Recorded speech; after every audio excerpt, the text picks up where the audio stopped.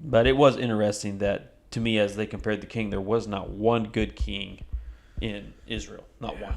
They were all evil, nasty human beings. Mostly because that was the precedence that was set with Jeroboam. Because he was not a good guy. Well, yeah, because once you get a bad king, how are you going to break the cycle? Well, if you look, whenever it talks about him, it's always they did evil in the eyes of the Lord, did not turn away from the sins of Jeroboam, son of Nebat, which he had caused Israel to commit. So it's like even goes back to, here's this first guy that screwed everything up. Tough being Jeroboam when no one else Every heading, you got more Jeroboam. He's like, guys, I know I messed up. I know. And it does seem like God comes back to that and comes back to that. Like, he is playing. This is his fault. Yeah. It matters. And I think it's because, and I'd have to go back and really study it and read it, but I think it's because he set Jeroboam up. Because he split the kingdom. Mm-hmm. He gave half to Rehoboam, which is Solomon's son. Yeah. And then he set Jeroboam up in the other. And under the premise that Jeroboam was going to follow the Lord. And not do a bad job. He didn't. Yeah, that makes sense. He decided to do his own thing. It's like, I actually got it, God. Don't worry about it. And another thing that comes through here is that they tried to mix. Yeah. They tried to mix the idol worship with God the worship of the Lord. They tried to just make kind of like what the Philistines had and all that other stuff, where they just had all the different gods. Well, that was so common for all ancient civilizations. Is that it's just we'll take that god too and add it to our other gods, because how can it hurt to have more than one? When Paul was there, they freaking said, "Hey, let's just set you up one right here, and you can have your god too." You're welcome. Nebuchadnezzar did it. Yeah. He added God to the rotation. Yeah. Throw him in there. What's the worst that can happen? God, he does some pretty cool stuff. I want him on my side. Yeah. He kept those guys alive. Nebuchadnezzar was a part of a lot of stuff. Yeah. He saw a lot of crazy God stories. He did. Including getting turned got into to a live cow, some, basically. Yeah. So you got to live some, too. Literally became a cow for a few years. And watching them walk out of a fiery furnace. Yeah. And, the list goes on and on. Yeah. Literally so hot that it killed the guards putting the guys in. Yeah. And they're just chilling in there. Thought you were going to get it hot. Yeah. What the heck, guys? What did I say? Okay, toss in a blanket. So it's a little chilly in here. In the furnace chirping. Can I have my jacket? So we've kind of already jumped into this podcast. And we have some good stuff here that I do believe connects a lot of things here in 2 Kings.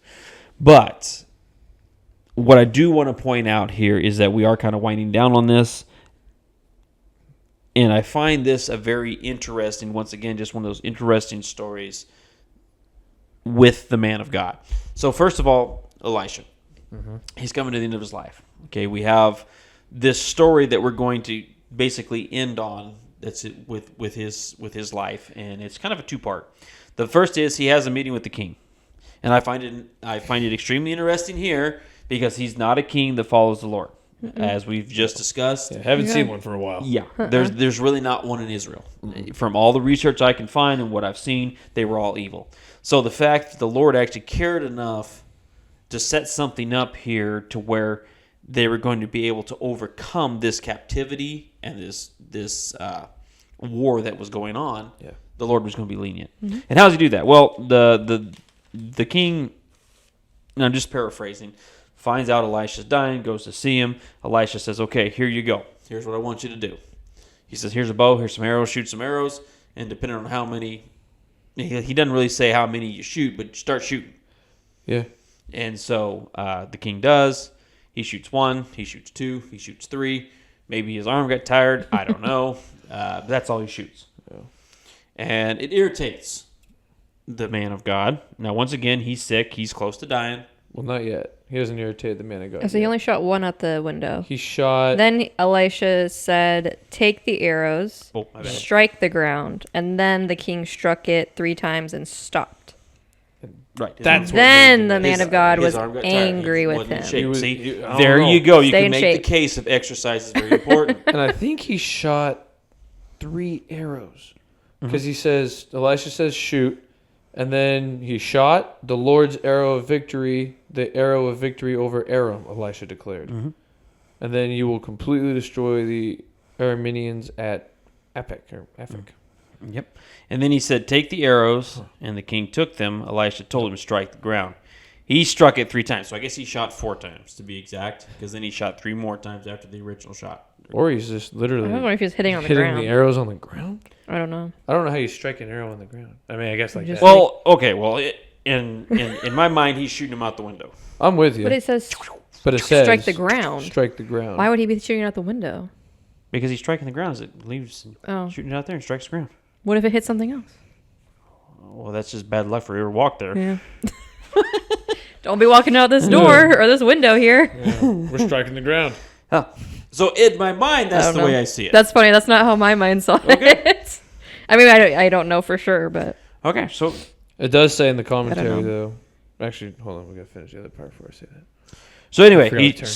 chill out. he either strikes the arrows on the ground, if that's the way a man. However, sees it. he did I mean, that. that's what it says. Yeah, I mean, or I if don't. you go with Could be I a don't know. translation issue too. If you're going my version, he shot him out the window. Yeah, who knows? And he got I think he tired, shot one and of so them. he quit after 3.